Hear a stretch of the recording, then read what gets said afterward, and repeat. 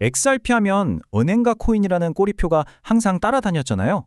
근데 만약에 바로 그 점이 XRP의 가장 큰 무기라면 어떨까요? 오늘 이 자료 분석에서는 투기성 자산이라는 오랜 오명을 벗고 금융 시스템의 핵심 인프라로 거듭나려는 XRP의 놀라운 여정을 함께 따라가 보겠습니다. 자, 오늘 우리가 살펴볼 내용들입니다. 먼저 기관 투자자들은 XRP를 어떻게 보고 있는지 그 큰 그림부터 시작해서요.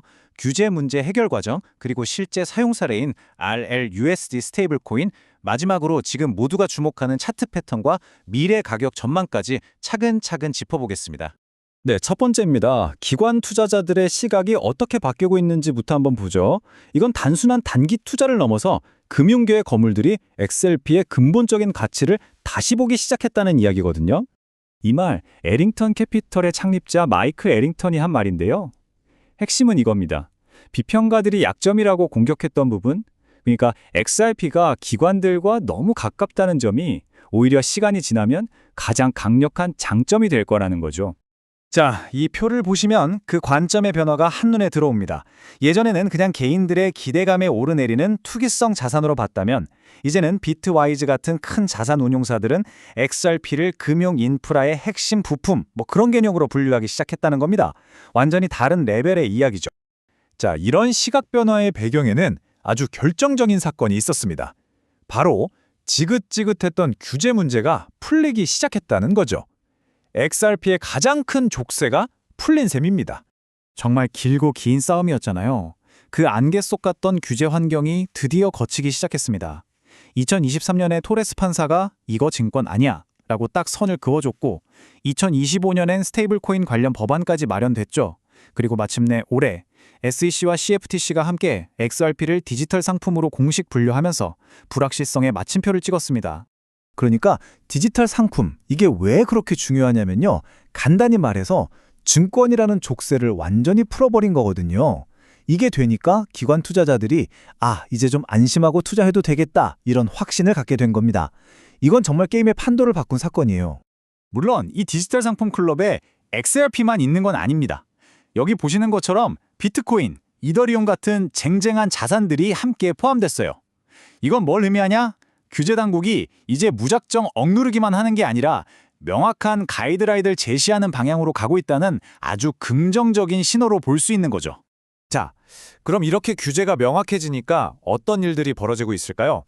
바로 리플 생태계 안에서 실질적인 쓰임새, 즉 진짜 유틸리티가 폭발적으로 늘어나고 있습니다. 요즘 스테이블 코인 시장을 보면요. 다들 좀 더 안전하고 규제를 잘 받는 자산으로 옮겨가는 추세예요. 여기 보시는 것처럼 USDT 비중은 줄고 USDC처럼 믿을 만한 곳으로 자금이 쏠리고 있죠. 일종의 안전자산 선호 현상이라고 할 수 있겠네요.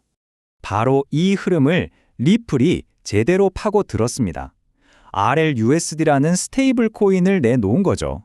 그것도 뉴욕 금융감독청의 감독을 받는 아주 투명하고 안전한 방식으로요.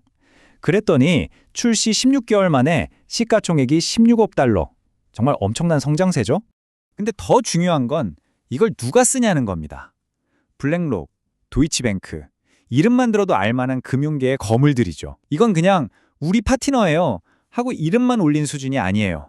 실제 자신들의 금융 시스템 깊숙한 곳에 이 RLUSD를 통합해서 쓰고 있다는 뜻입니다. 특히 블랙록이 펀드 환매 수단으로 쓴다는 건 기관들의 투자 전략이 얼마나 진지하고 구체적인지를 보여주는 강력한 증거입니다. 이게 왜 XRP한테 좋은 소식이냐고요? 아주 간단합니다. RLUSD는 XRP의 경쟁자가 아니거든요. 오히려 XRP 레저 위에서 돌아가는 일종의 연료 같은 역할을 합니다. 기관들이 RLUSD를 많이 쓰면 쓸수록 XRP 레저의 활동량은 늘어나고 그 과정에서 발생하는 모든 수수료는 XRP로 지불되니까요. 결국 RLUSD의 성공이 XRP의 가치 상승으로 직접 이어지는 구조인 셈이죠. 자, 지금까지 펀더멘털 얘기를 좀 길게 했죠? 기관, 규제, 실제 사용 사례까지 이렇게 튼튼한 기반 위에서 이제 드디어 모두가 궁금해하는 차트를 들여다볼 시간입니다. 지금 차트가 아주 중요한 신호를 보내고 있거든요. 유명 분석가죠. 알리 마르티네즈가 아주 흥미로운 패턴을 발견했습니다. 한마디로 요약하면 곧 엄청난 움직임이 터질 거다, 이겁니다. 조용했던 시기가 끝나가고 있다는 거죠. 바로 이겁니다. 기술적 분석에서 말하는 대칭 삼각수렴 패턴이라는 건데요. 차트를 보시면 고점은 계속 내려오고 저점은 계속 올라가면서 가격 변동폭이 점점 좁은 삼각형 안으로 갇히는 모습이죠. 에너지가 안으로 꾹꾹 응축되고 있는 겁니다. 그럼 우리가 뭘 봐야 하냐? 딱 두 가격만 기억하시면 됩니다.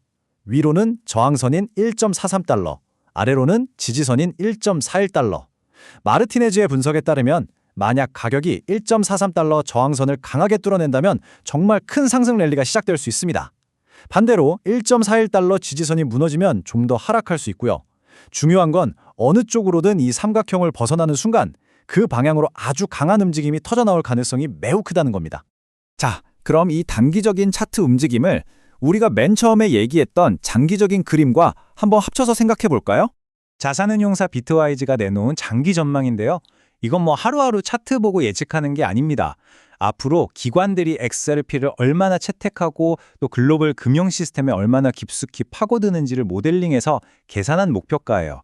2030년에는 29달러를 훌쩍 넘을 수도 있다는 정말 대담한 예측이죠. 결국 오늘 이야기의 핵심은 이겁니다. 지금 우리가 보고 있는 저 차트의 삼각수렴 패턴 있잖아요. 그게 그냥 이유 없이 만들어지는 게 아니라는 거예요.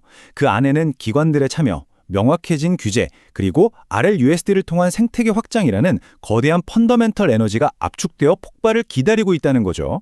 그러니까 이런 질문을 던져볼 수 있겠습니다. 기관, 규제, 그리고 차트까지. 모든 조각들이 마치 약속이라도 한 것처럼 한 방향을 가리키고 있는데 과연 XRP는 지금 그 지긋지긋했던 논란을 끝내고 금융 인프라의 심장부로 들어가는 바로 그 거대한 변곡점 위에 서 있는 걸까요? 어쩌면 우리는 수년에 걸쳐 준비된 거대한 변화의 서막을 지금 막 목격하고 있는 건지도 모르겠습니다.